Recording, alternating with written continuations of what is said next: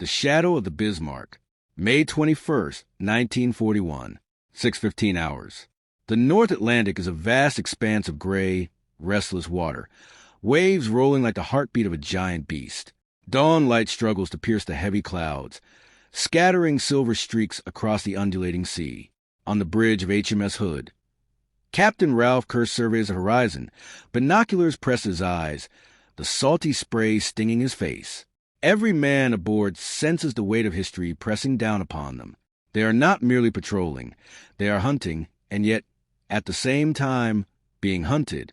The German battleship Bismarck, pride of the Kriegsmarine, has already left a trail of fear and destruction across these waters.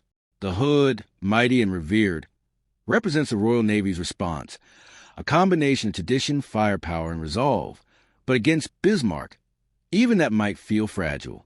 The previous night, intelligence reports filtered into the Admiralty, confirming that Bismarck, accompanied by the heavy cruiser Prinz Eugen, had sunk HMS Ardent and threatened the vital supply convoys between Britain and Iceland.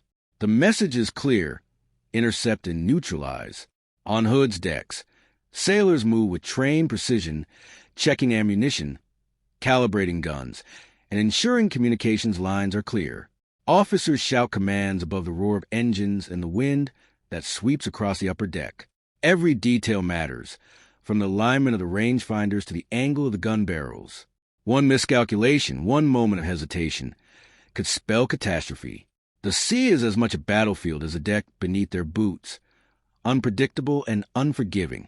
Below the bridge, the machinery hums, pistons pumping, turbines spinning with rhythmic intensity. The gunners adjust their sights, feeling the tension of the moment. Midshipmen take their posts with quiet determination, understanding that their actions could shape history in ways few have experienced. On the forecastle, sailors scan the horizon, eyes straining against the dawn haze, hoping for the first glimpse of the enemy, yet dreading its appearance. The anticipation is electric, a taut wire stretching across the decks of the Hood, ready to snap at the slightest provocation. Meanwhile, in the German command aboard the Bismarck, Admiral Ernst Lindemann is executing his own calculations.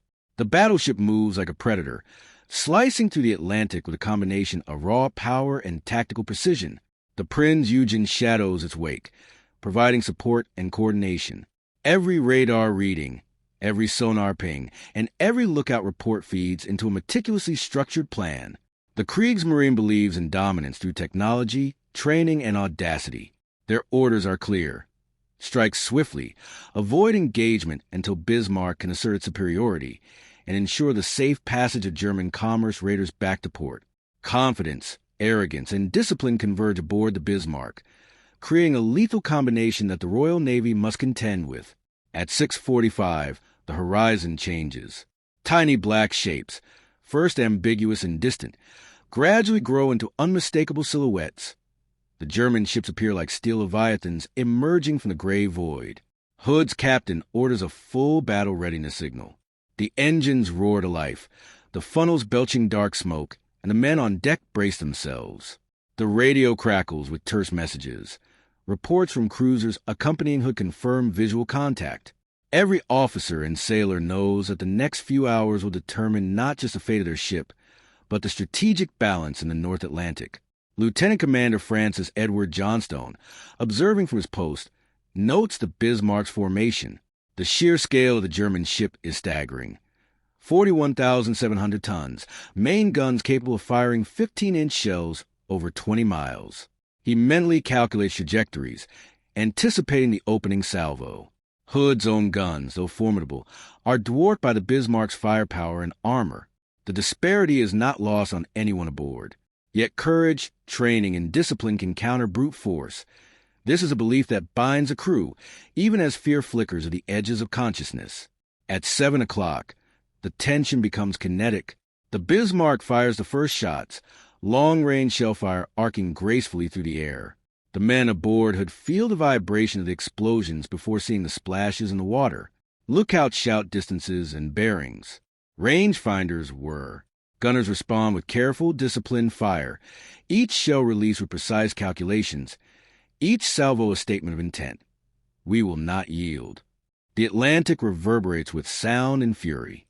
Smoke mingles with mist, making silhouettes tremble and twist, reducing clarity, amplifying the uncertainty that every sailor must endure. Hood maneuvers, attempting to bring its broadside to bear, engines groaning under strain. Officers shout over the wind, issuing commands and adjustments. The German response is swift and lethal. Shells tear through water and sky, sending sprays and deafening booms.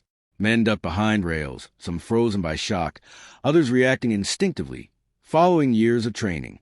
The ocean itself seems to rise in response, each wave carrying the reverberation of imminent danger. Amid the chaos, HMS Prince of Wales joins the fray, attempting a coordinated attack with Hood. Communication is brief, coded, precise. Together, the ships present a formidable front, yet the Bismarck's tactical advantage becomes evident as she maneuvers with controlled aggression, exploiting every gap in the Royal Navy formation.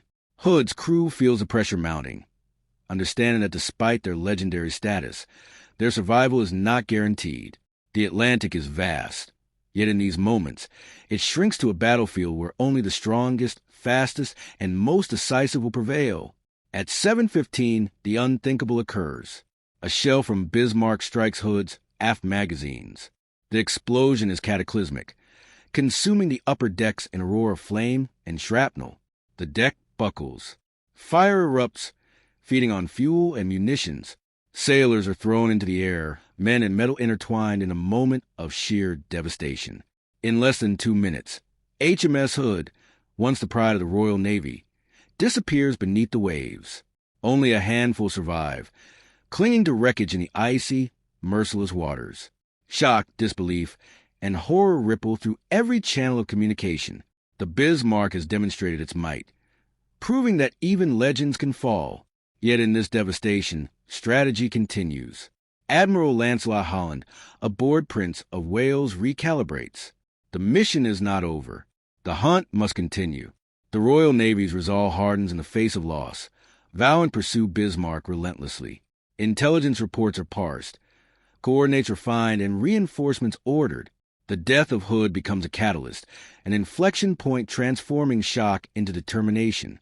Men who witness a tragedy steel themselves, their grief forging an unwavering commitment to see the operation through. May 22, 1941, 3:30 hours. Darkness blankets the North Atlantic like a heavy shroud, broken only by the intermittent glow of searchlights sweeping across restless waves. The loss of HMS Hood hangs over the Royal Navy, a haunting reminder of Bismarck's lethality. Admiral Sir John Tovey, aboard HMS King George V, issues precise orders to every ship in the pursuing force. Find her, track her, sink her. The hunt is no longer theoretical. It is absolute. Every ship, cruiser, and destroyer is part of a deadly net cast across hundreds of miles of open water, each crew member aware that the margin for error is razor thin. Meanwhile, aboard Bismarck, Admiral Lindemann and Captain Ernst Lindemann themselves navigate a labyrinth of strategy and fear. The rudder is sharp, the engines responsive, and the crew performs like a well-oiled machine. Yet there is tension in the air. The immense battleship, though dominant, is vulnerable. Its guns can obliterate enemies at 20 kilometers, but the vast Atlantic offers few places to hide. Each sonar ping, each shadow on the water, could signify an approaching threat.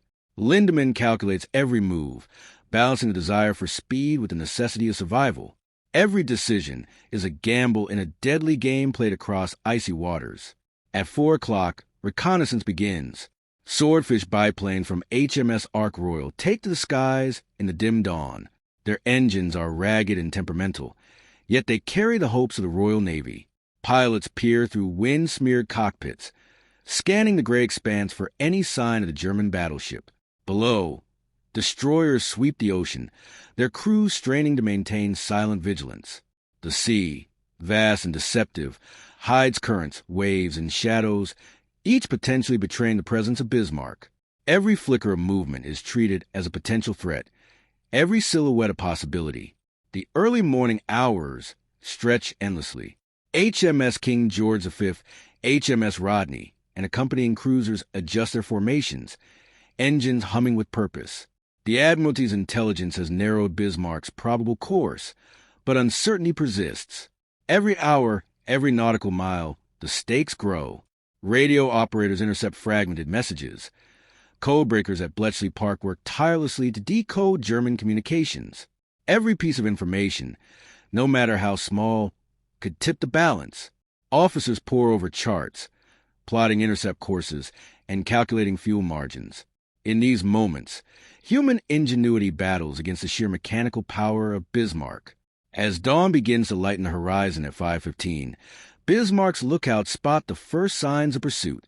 The distant silhouettes of British warships pierce the gray morning fog. Captain Lindemann orders a course adjustment, steering the battleship northwest in an effort to evade immediate confrontation while maintaining speed. The engines roar and the Atlantic churns beneath the hull, white froth trailing behind like a warning. The crew moves with disciplined efficiency, adjusting gun positions, checking armor integrity, and readying ammunition. Every man knows that the Royal Navy will not relent, and that Bismarck must exploit every advantage to survive. Aboard HMS Prince of Wales, Admiral Holland formulates an intercept strategy. Aircraft carriers remain out of range for a direct strike, but torpedo bombers can reach Bismarck if launched correctly. Every decision is a calculation of distance, speed, and time. Coordinating ships across hundreds of miles without modern communication networks is an art form and a test of nerves. Crew members brace against the chill, scanning the horizon for even the smallest sign of movement. The tension is palpable, the silence punctuated only by the hum of engines and the rhythmic slap of waves against the hull. By 6 o'clock, the Swordfish aircraft are airborne. They carry light bombs and torpedoes, but more than that, they carry hope and strategy. Their pilots, many of whom have never faced a battleship at sea, grip controls with white-knuckled intensity. The ocean stretches beneath them like a gray desert. Wind gusts buffet their open cockpits, salt spray blurring their vision. Every minute of flight is critical. Every second could mean the difference between spotting Bismarck or returning empty-handed. The Admiralty waits, monitoring radio channels for reports, knowing that success here could alter the course of the war. Below, on Bismarck, radar operators detect faint signals. The German crew is alert, understanding that the Atlantic no longer belongs solely to them. Speed is increased. Evasive maneuvers are executed with precision. Captain Lindemann orders anti-aircraft guns manned, anticipating a potential attack from above. The men, disciplined and trained, respond without hesitation, moving with fluidity across the deck, their faces set in grim determination. The clash of technology and human instinct simmers quietly beneath the surface, the stage set for the confrontation to come. By 7:30, the British fleet closes in. HMS King George V and HMS Rodney report radar contacts. Destroyers fan out to narrow possible escape routes. The vast ocean, once a canvas of indifference, now feels alive with threat and anticipation. Every movement is calculated. Every ship, plane, and crew member is engaged in a deadly ballet of strategy and survival. Bismarck, though powerful, begins to sense the tightening net. Its engines strain. Its guns are poised for potential engagement. The next hours will determine the fate of the Atlantic, and the stakes could not be higher. As the first rays of sunlight strike the water, the chase is fully underway. The ocean is a battlefield, stretching endlessly, yet bounded by the presence of two opposing forces. Bismarck surges forward, British ships in relentless pursuit. Every shipboard crew, every pilot, every officer is engaged in a single objective: the survival or destruction of history's most formidable battleship. The tension is tangible, electric, and unforgiving. In the distance, the first glimmers of engagement await. But for now, strategy, patience, and endurance define the hunt. May 23, 1941, 7:15 hours. HMS Ark Royal rocks gently on the North Atlantic swell, her steel decks slick with salt water and morning dew. The air is sharp and cold, carrying a tang of sea spray, engine oil, and anticipation. From Hangar Bay, the ferry Swordfish biplanes are being readied, their canvas wings taut and glistening under the pale dawn light. The men of 820 and 825 Naval Air Squadrons move with precise mechanical efficiency, checking every control cable, inspecting torpedo racks, and testing engines that whine and protest but will carry them into history. Every crewman knows the peril. Bismarck is not merely a ship. She is a fortress, a leviathan of steel capable of obliterating a single aircraft with ease. Yet these biplanes, slower than the enemy fighters they will soon face, are armed not with arrogance but with courage and a single torpedo apiece. Flight Lieutenant Bill Hodgson runs his hands along the fuselage of his Swordfish, feeling the rough canvas, the slight give of the wings, and the steady hum of the Bristol Pegasus engine. Around him, pilots and observers strap themselves into cockpits with grim determination. The strike plan is meticulous. Fly low, avoid radar detection, approach silently across choppy waves, and release torpedoes at precisely the right moment. The ocean is a mirror of unpredictability, waves cresting unpredictably, clouds masking movements, wind gusts capable of throwing even an experienced pilot off course. This is a mission where precision is life or death. At 7:45, the first Swordfish lift off. Their takeoff is a delicate dance, wheels skimming the deck, engines screaming against wind and gravity. Observers clutch machine guns, aware that their slow speed will make them vulnerable to Bismarck's anti-aircraft batteries and the dreaded Luftwaffe.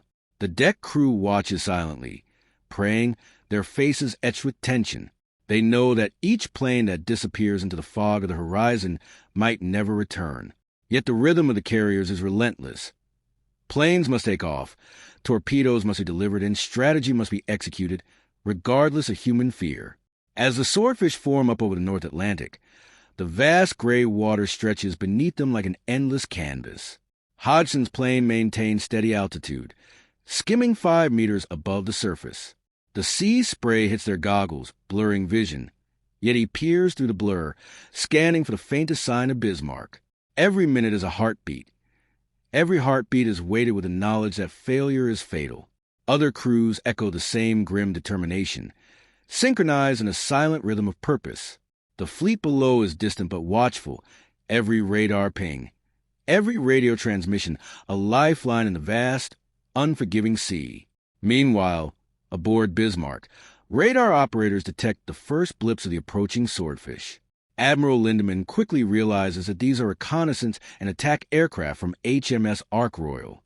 Orders are shouted, engines revving as the battleship prepares for the inevitable. Anti-aircraft crews scramble, manning guns with precision, checking ammo feeds, adjusting targeting. The hum of the massive 15-inch guns fills the air as gunners brace for potential strikes.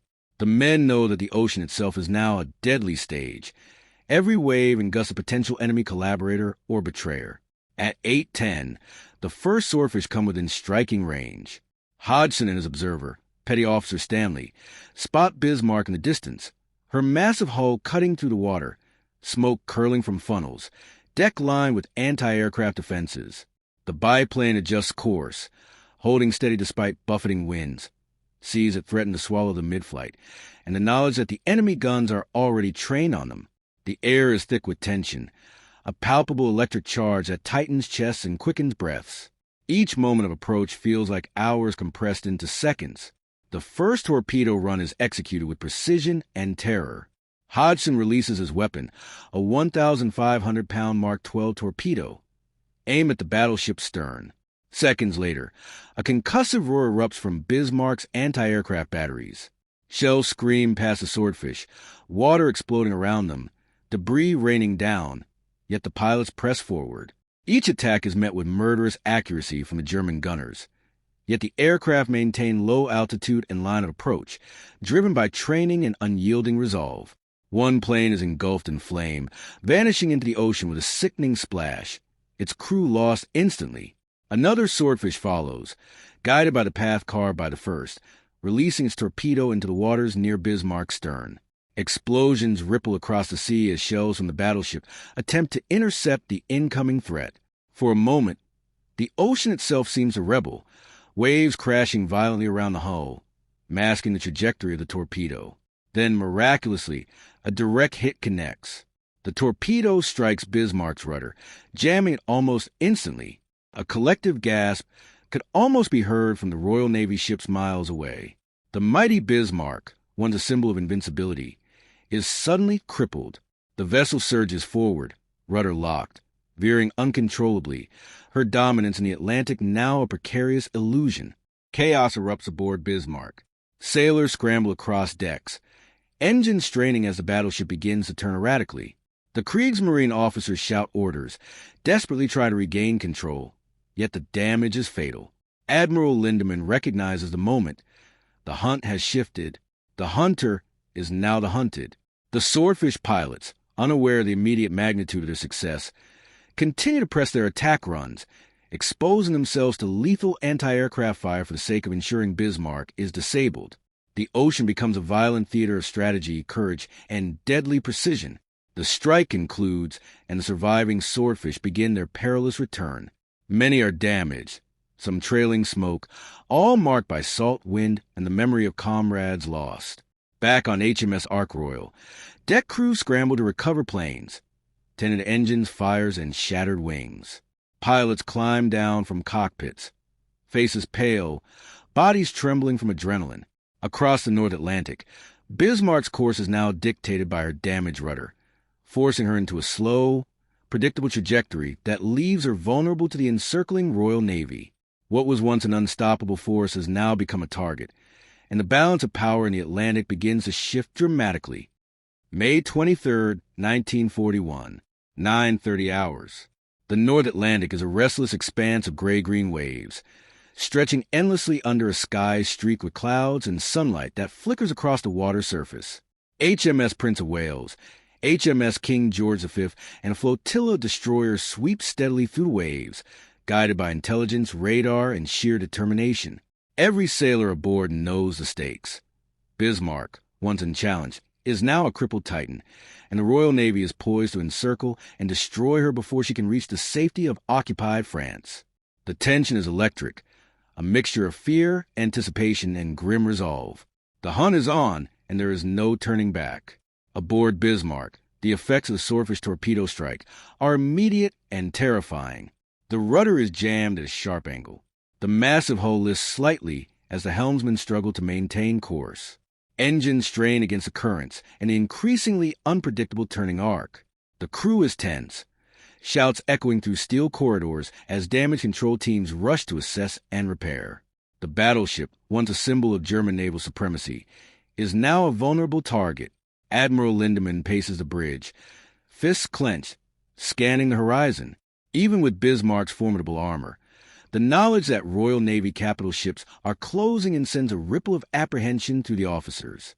On the bridge of HMS Prince of Wales, Admiral Sir John Tovey studies charts and reports, coordinating the fleet like a conductor with an orchestra of steel. The orders are precise. Maintain formation, close and silently, avoid premature detection, and prepare for the final engagement. Signals are sent to the destroyers to tighten their perimeter, ensuring no escape route for the damaged German battleship. Radar pings provide intermittent confirmation. Bismarck is moving, but now predictably. Each echo on the screen is a heartbeat, each moment a chance to strike decisively. The Royal Navy knows that speed and coordination are their greatest advantages, and they intend to use both to their fullest. As the fleet presses onward, aircraft from HMS Ark Royal maintain reconnaissance. Swordfish, though slow, are now the eyes in the sky. Pilots peer through wind and mist, scanning the horizon for the telltale black funnels and gray superstructure of Bismarck. Every cloud and shadow could conceal an enemy lookout. Every swell could hide a torpedo or mine. The observers remain vigilant, the sense of danger omnipresent, yet disciplined training and determination guide every movement. They know the importance of maintaining pressure, keeping Bismarck disoriented, and buying the surface fleet precious minutes.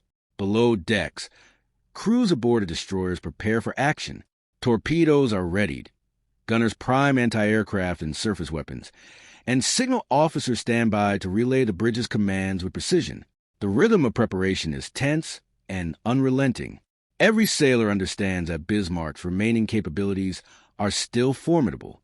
A single mistake could result in catastrophic loss of life. Yet the focus is absolute. Bismarck must be stopped, and this is their opportunity. Meanwhile, Bismarck struggles to maneuver. The locked rudder forces the vessel into a slow, sweeping curve, increasing vulnerability to both aerial and naval attacks. Damage control teams work frantically to repair hydraulic systems and counter flooding.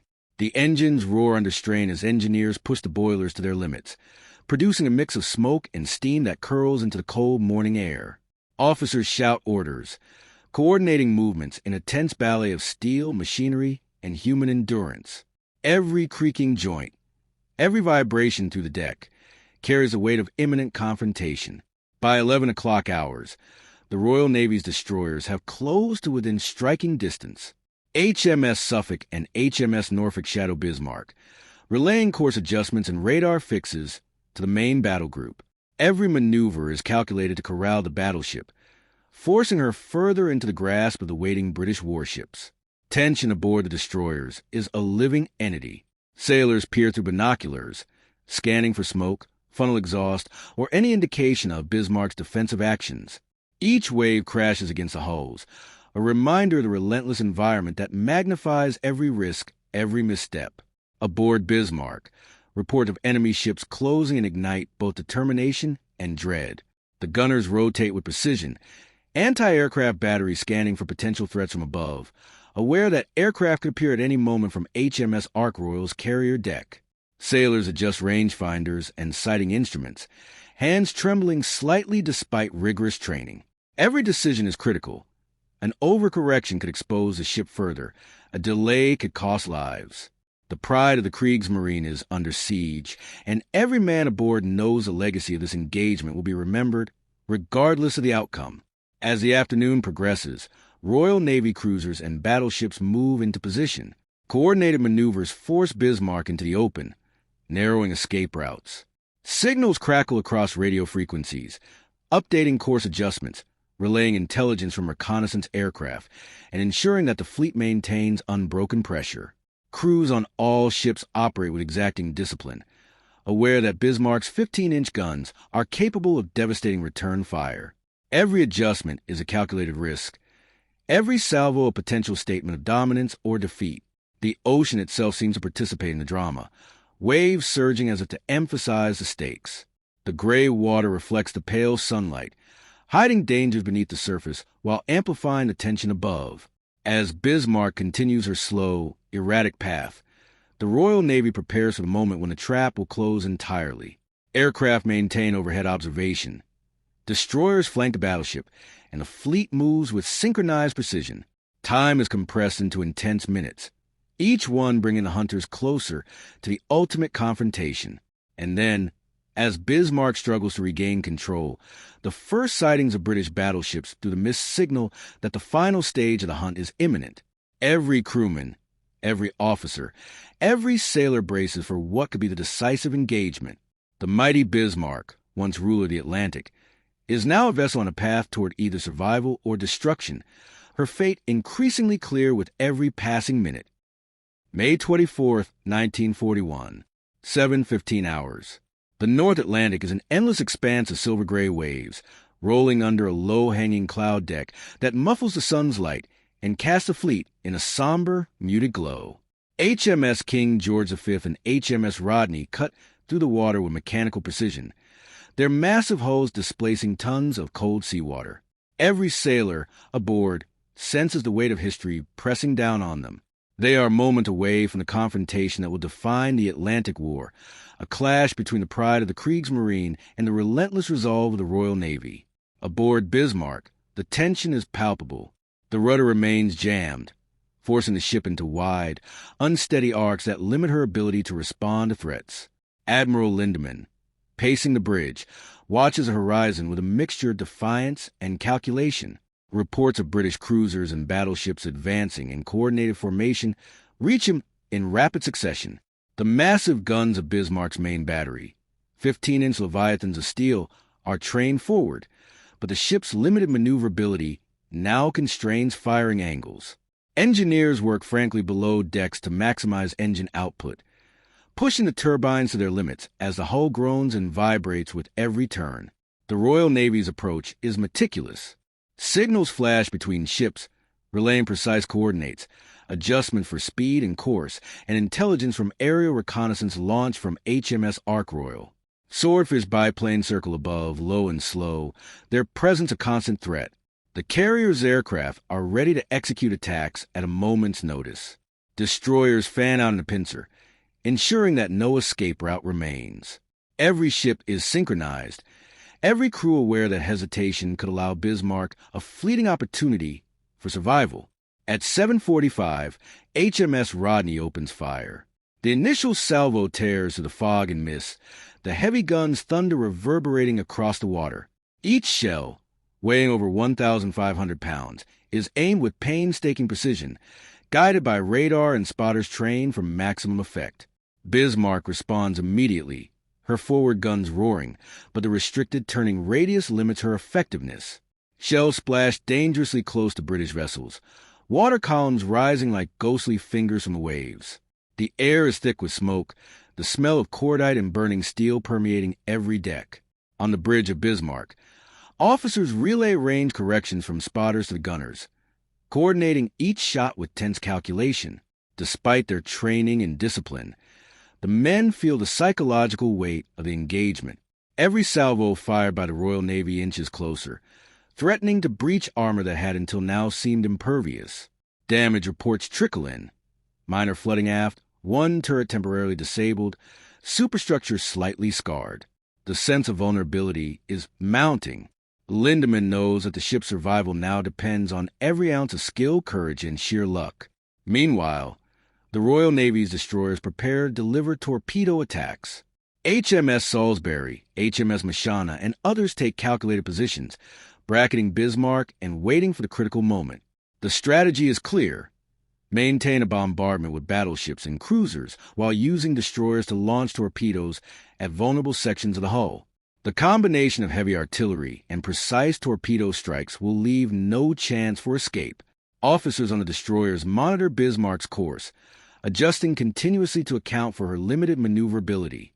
Every crewman is hyper-aware that their actions could directly influence the outcome of one of the most consequential naval battles of the war. Above the tumultuous Atlantic, reconnaissance swordfish swoop low, dropping smoke markers and signaling enemy positions. The slow-moving biplanes are deceptively dangerous. They bait Bismarck into revealing her firing angles, exposing weak points to the heavier guns below. Pilots grip controls tightly, scanning constantly for anti-aircraft fire, knowing that a single burst could send them spiraling into the cold sea.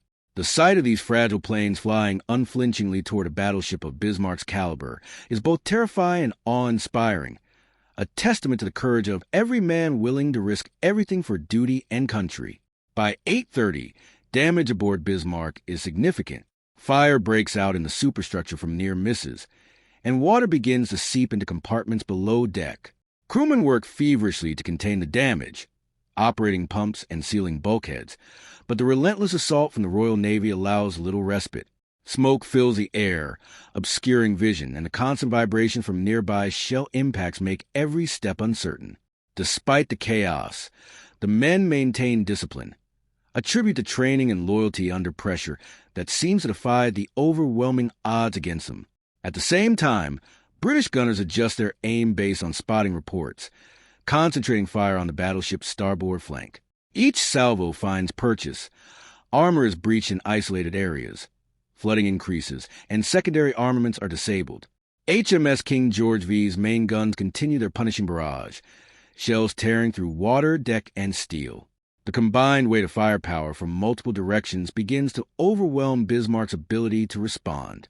The once dominant ship is now fighting a desperate battle for survival, each moment eroding her legendary reputation. Tension on Bismarck reaches its zenith as the ship struggles to maintain a coherent defensive posture. Smoke obscures the horizon, flames lick the decks, and alarms echo through every compartment. Crewmen shout orders, coordinate firefighting efforts, and brace for incoming salvos. The psychological weight is immense. Every man aboard knows that the survival of the ship is slipping through their fingers, and that the Royal Navy's encirclement leaves no avenue for retreat. Bismarck, once ruler of the Atlantic, is now a hunted giant, cornered and vulnerable, its fate balancing on a knife edge. As the morning progresses, the coordination of British forces tightens. The engagement is no longer a distant bombardment. It has become a relentless, multifaceted attack combining battleship firepower, destroyer torpedoes, and aerial reconnaissance. Each element contributes to the gradual erosion of Bismarck's defenses. The atmosphere is charged with anticipation. Every gun blast, every torpedo launch, every maneuver alters the calculus of survival. The hunt is nearing its climax, and the end game looms. May 24th, 1941, 10:15 hours. The North Atlantic remains a churning expanse of gray and green, waves towering in restless succession under a sky heavy with cloud cover. HMS King George V and HMS Rodney close the distance, each vessel's massive hull cutting through the ocean with the inevitability of fate. The rhythmic pounding of engines, the creak of steel, and the muted roar of gunfire create a symphony of war, a prelude to the final act in the saga of Bismarck. Every sailor aboard feels it. The hunt is reaching its apex, and the hunted ship, once the pride of the Kriegsmarine, is teetering on the edge of destruction. On board Bismarck, the atmosphere is tense, almost claustrophobic. Smoke from fires below decks curls through the superstructure, stinging eyes and choking lungs. Crewmen shout over the din, relaying damage reports and coordinating pumps, yet the chaos is relentless. The rudder, crippled by a torpedo strike hours earlier, still fails to respond correctly, forcing the battleship into wide, inefficient arcs that compromise both navigation and defensive fire. Every turn of the hull is an exercise in frustration and urgency. Engineers work feverishly in the engine rooms, pushing turbines to their limits, their sweat mixing with oil and salt water as the ship lurches under the weight of incoming fire. Admiral Lindemann, standing on the bridge, watches the British formation tighten around them. He knows the odds are stacked against his vessel. Messages crackle in from secondary positions. Flooding is worsening. Some secondary guns are offline, and crew fatigue is beginning to manifest in minor errors. Yet Lindemann's focus never wavers. Every decision, every order, is calculated. Every glance toward the horizon measuring distance, speed, and angle. Despite the overwhelming threat, the men of Bismarck maintain their professionalism, their training, and their courage. The ship is their fortress, but the walls are crumbling under the combined might of the Royal Navy. Above the tumult, swordfish torpedo bombers circle. Fragile and slow, they seem insignificant against a battleship of Bismarck's size, yet they carry the instruments of destiny. Pilots grip controls with white-knuckled intensity, scanning for anti-aircraft fire as they approach the vulnerable sections of the hull. Clouds obscure vision, but their mission is clear. Find a way to neutralize the ship that has dominated the Atlantic and the imagination of the Kriegsmarine. The irony is striking. The Leviathan of steel is now vulnerable to aircraft that might have been dismissed as antiquated and obsolete in another theater of war. HMS Rodney and HMS King George V maintain unrelenting pressure. Guns thunder, sending shells weighing over a ton crashing into the water and steel. Each salvo narrows in, guided by meticulous calculation from spotters and radar, eroding Bismarck's defenses with terrifying precision. The ship shudders under each impact, the vibrations reverberating through decks, bulkheads, and hull. Fires flare in multiple sections, smoke billowing skyward. Crewmen risk life and limb to fight them, crawling over twisted metal, carrying hoses, and patching ruptured compartments. The psychological toll is immense. Every second brings new threats, new explosions, new reminders of mortality. Meanwhile, destroyers maneuver into optimal torpedo launch positions. HMS Salisbury, HMS Mashana, and others fan out, bracketing Bismarck to restrict escape and ensure maximum impact. Crew members calculate angles, adjust for speed and drift, and coordinate to strike simultaneously.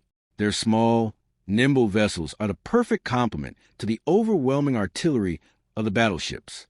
In their hands, torpedoes become the decisive tool that can exploit the crippled rudder and ensure that Bismarck cannot maneuver to avoid the final blow. Below decks, Bismarck's crew works with a mix of desperation and disciplined coordination. Pumps roar, valves are manipulated, and bulkheads are reinforced where possible. Officers relay orders with calm authority. Yet the strain is visible. The ship groans under combined weight of water ingress, shell damage, and internal fires. Every system is stretched to its limit. Every crew member is pushed to the brink. Yet, even as survival becomes increasingly unlikely, pride and training hold the crew together. Each man is acutely aware of the historical significance of the moment. The eyes of the world are indirectly on them. At 10:45, the first torpedo strikes. From HMS Rodney, a well-aimed weapon tears through the water, finding its mark amid the chaos. The impact jolts Bismarck violently, flooding compartments and sending water rushing into previously unaffected areas. Crewmen are thrown off balance, alarms shriek, and the ship lurches to one side. Lindemann and his officers assess damage rapidly, issuing orders to counterflood and stabilize the hull. Every second is critical. Any delay could turn a manageable crisis into total catastrophe. Simultaneously, HMS King George V continues its relentless bombardment. Salvos strike with terrifying accuracy, further weakening superstructure, gunnery positions, and defensive capabilities. Smoke and fire combine with the spray of Atlantic waves, creating a maelstrom of chaos and destruction. Above, swordfish continue their low passes, dropping markers, distracting gunners, and drawing attention away from the advancing destroyers. Coordination between the various British forces is flawless.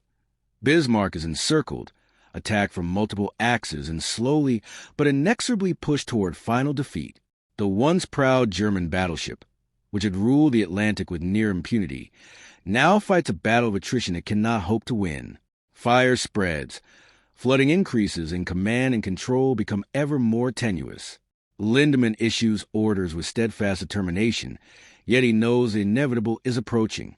Every decision, every maneuver, every effort by the crew slows the approach of destruction, but cannot prevent it. The Royal Navy's overwhelming coordination, firepower, and strategy have sealed the fate of Bismarck. By 11:30, the encirclement is complete. Torpedoes strike at intervals calculated to maximize damage to the compromised rudder and hull sections. Shellfire continues without pause, each hit further diminishing the ship's ability to respond. Fires rage unchecked in multiple areas. May 24th, 1941, 12 o'clock hours. The Atlantic churns with an unforgiving intensity, the sky above a palette of bruised gray clouds, reflecting the chaos below. HMS Rodney and HMS King George V maintain relentless pressure, their massive 16-inch guns hammering Bismarck with precision-engineered fury. Each salvo rips through water and steel alike, sending shudders to the already battered German battleship. The sound of detonations mixes with the groan of strained bulkheads, and the ocean itself seems to recoil from the violence unfolding upon it. This is no longer a battle. It is an execution in slow motion, with Bismarck the condemned, yet still defiant in its might. On board Bismarck, the mood is grim, yet disciplined. Smoke fills the superstructure, thick and acrid, stinging eyes and throats alike. Fires burn unchecked in the aft sections, blackened decks twist under strain, and water surges through breached compartments. Every crewman is acutely aware that survival is now a secondary concern. The primary objective has shifted to preserving honor, maintaining composure, and delaying the inevitable as long as possible. Damage control teams move like ghosts through the corridors, patches of light from swinging lanterns illuminating faces set with grim determination. Pumps roar and alarms scream, creating a soundtrack of desperation that reverberates through steel and soul alike. Admiral Lindemann surveys the destruction from the bridge, eyes narrowing against the acrid smoke. The rudder remains jammed. Steering the behemoth has become nearly impossible. Each maneuver is awkward, a series of hesitant turns that leave Bismarck exposed to the encircling British forces. The precision and coordination of the Royal Navy are unrelenting, and Lindemann knows that escape is no longer viable. Yet he maintains his composure, issuing orders that balance what little control remains with the instinctive knowledge of his ship's vulnerabilities. Even now, he is determined that Bismarck will not go quietly, that every shot fired in its defense will be remembered as a testament to its crew's discipline and courage. High above, swordfish torpedo bombers from HMS Ark Royal Circle with deliberate patience. The sea below, once a stage for Bismarck's dominance, is now a perilous trap. Pilots grip controls with white-knuckled determination, eyes scanning for flak and gunner shadows. Every approach is calculated. Every run is a negotiation with death itself. Despite the antiquated nature of their aircraft, the torpedo crews are fearless, executing maneuvers designed to exploit the crippled rudder. Each pass over Bismarck is a testament to human courage. dare and confront a vessel whose guns could obliterate them in moments. At 12:15, the decisive strike arrives. A torpedo from a swordfish, released with meticulous timing and precision, finds the aft section of Bismarck. The impact reverberates through the ship, sending a jolt that knocks men off their feet and flooding compartments with icy Atlantic water. Alarms wail, and chaos erupts in a controlled storm of action. Damage control teams race to mitigate the effects, but the rudder, already compromised, offers no hope for recovery. Bismarck begins to spin slowly, a massive predator now trapped in its own misfortune, unable to maneuver or evade the relentless assault. HMS Rodney and HMS King George V seize the advantage with devastating coordination. Shells tear through superstructure, decimating gun emplacements and observation posts. Crewmen aboard Bismarck scramble to man remaining operational weapons, returning fire a mix of desperation and resolve, yet the volume of incoming fire is overwhelming. Each salvo from the British battleships is calculated to maximize structural damage, destabilize compartments, and eliminate any potential threat from Bismarck's remaining artillery.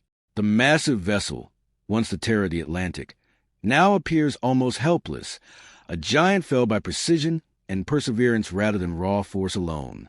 Below decks, flooding becomes uncontrollable. Water surges through compartments, shorting electrical systems and further limiting Bismarck's operational capabilities. Fires, fed by ruptured fuel lines and shattered munitions, rage with terrifying intensity. Crew members continue to fight, moving from one critical point to another, sealing bulkheads, manning pumps, and carrying hoses. Exhaustion grips every man.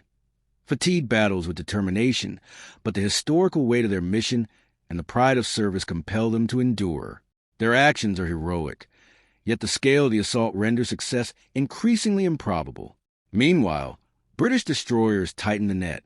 HMS Salisbury, HMS Mashana, and HMS Furious coordinate torpedo launches designed to immobilize and finish Bismarck. Torpedoes cut through the water with precision, each aimed at weak points in the hull and the already jammed rudder. The combination of artillery bombardment and torpedo strikes ensures that Bismarck cannot recover, cannot escape, and cannot retaliate effectively.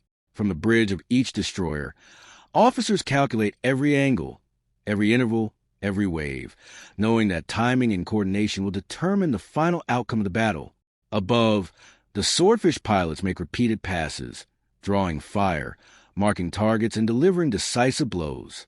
Their planes, fragile against the might of Battleship, are enduring unimaginable risk. Explosions from near misses jolt aircraft, yet crews hold formation and continue the assault. Ensigns and commanders alike understand the historical gravity of their mission. The end of Bismarck is not merely a tactical victory. It is a strategic turning point in the Atlantic theater. The courage displayed by these pilots, flying vulnerable aircraft against a behemoth of steel, will echo in history as a defining example of resolve and ingenuity under fire. By 12:45, Bismarck is visibly broken. The hull groans with structural failures, superstructure is reduced to twisted metal, and fires rage across multiple decks.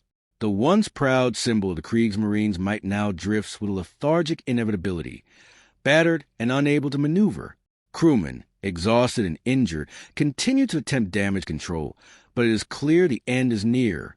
Lindemann, his face lined with fatigue and resolve, orders the ship's remaining personnel to abandon non-essential stations, to prioritize life where possible, even as he refuses to surrender the ship itself. From HMS Rodney, a final salvo lands with devastating accuracy. The combination of artillery, torpedo strikes, and swordfish attacks has rendered Bismarck almost inert. Fires, flooding, and explosions have created a tableau of destruction, a steel leviathan humbled by the coordinated might of the Royal Navy. Yet even in this final hour, Bismarck continues to resist, a testament to the courage, discipline, and training of its crew.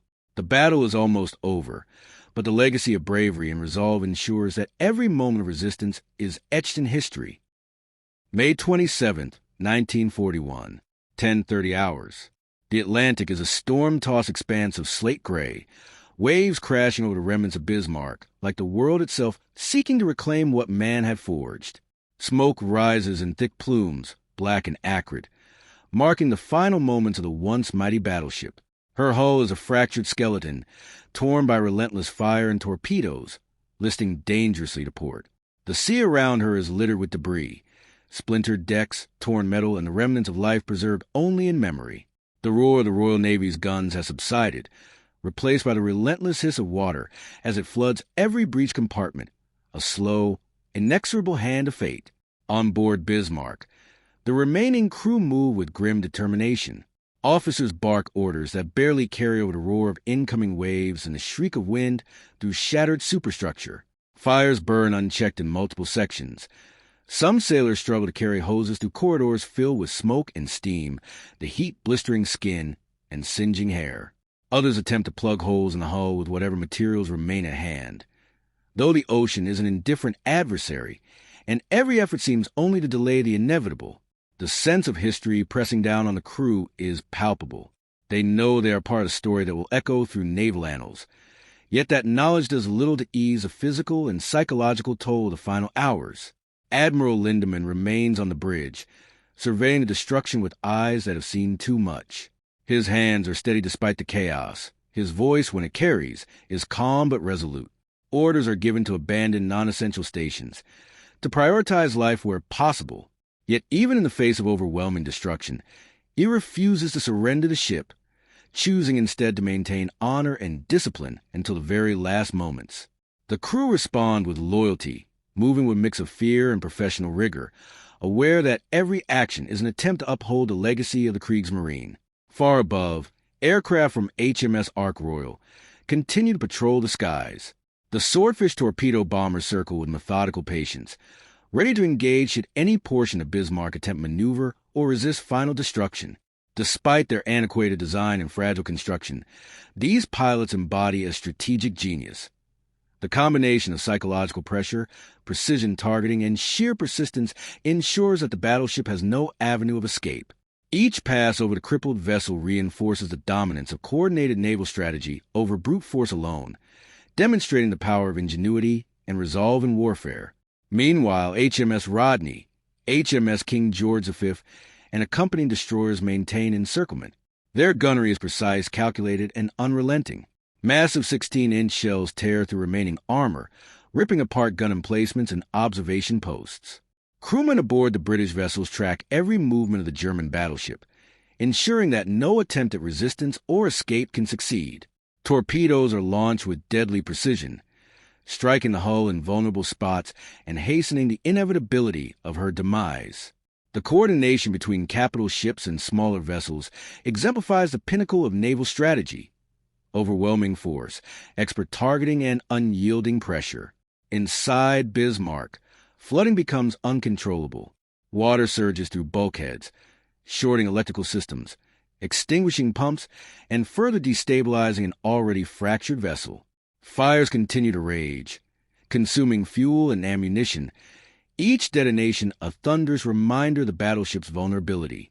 Crew members move through this chaos with courage bordering on miraculous, attempting to mitigate the effects of every breach, every fire, every rising swell. Exhaustion and despair battle with determination and discipline, yet the enormity of the situation renders any hope of survival fleeting. Every second becomes an epic struggle against an inevitable conclusion. At 11:15, the final torpedo strikes. HMS Salisbury delivers a decisive blow, exploding against Bismarck's hull near the engine room. The impact sends shudders through the already compromised structure, and an enormous geyser of water and debris erupts into the air. Crewmen are thrown from their positions, fires roar higher, and the ship begins a fatal list to port. Panic flares briefly, but is quickly suppressed by the remaining officers. The focus shifts from operational control to survival. Sailors scramble for lifeboats, rafts, or anything that floats. The Atlantic, indifferent and vast, awaits all who abandon the vessel. Bismarck's superstructure begins to collapse. Towers of steel buckle and fall. Gun turrets twist and jam. Smokestacks topple into the ocean. Her once proud profile, feared across the Atlantic, is now a grotesque silhouette against the gray horizon. Admiral Lindemann gives his final orders, urging the remaining crew to abandon ship while he remains at his post, a symbol of stoic resolve in the face of annihilation. As the vessel tilts further, waves engulf lower decks, and the ship begins to sink bow first. The ocean claims her slowly, a massive leviathan succumbing to combined might of the Royal Navy and the elements from the water. Survivors cling to wreckage, eyes wide with disbelief and exhaustion. HMS King George V and destroyers maneuver carefully, picking up those still afloat while avoiding the wreckage field. Life jackets, rafts, and splintered timbers provide the only refuge against the merciless Atlantic. Enlisted sailors and officers alike share the fragile hope of survival, unified by the trauma of witnessing the collapse of one of history's most formidable battleships. The contrast between human vulnerability and mechanical might is stark, highlighting both the power and the ultimate fallibility of even the greatest instruments of war. As the final remnants of Bismarck disappear beneath the waves, a silence descends over the Atlantic, broken only by the distant roar of British engines and the cries of survivors. The fall of Bismarck marks a turning point in the Battle of the Atlantic, shifting morale, strategy, and perception. From dominance to destruction, the vessel's journey encapsulates the fragile balance of power at sea, where ingenuity, coordination, and bravery can overturn even the mightiest warship. The Royal Navy, exhausted yet triumphant, consolidates its forces. Ships circle the area, rescuing survivors, recording damage, and ensuring no remnants of the battleship remain a threat. Reports are filed, logs meticulously updated, and messages sent to London herald the success of the mission. The Atlantic, once dominated by Bismarck's threat, now bears witness to a demonstration of strategy, courage, and a relentless pursuit of control. The story of Bismarck will echo through history, a tale of technological might challenged by human ingenuity, of pride humbled by strategy, of courage in the face of overwhelming odds. Every sailor, officer, and pilot involved has contributed to a narrative of endurance, skill, and consequence that will define naval warfare for generations. The lessons learned, the sacrifices made, and the heroism displayed ensure that the memory of Bismarck and her crew remains an indelible part of World War II history.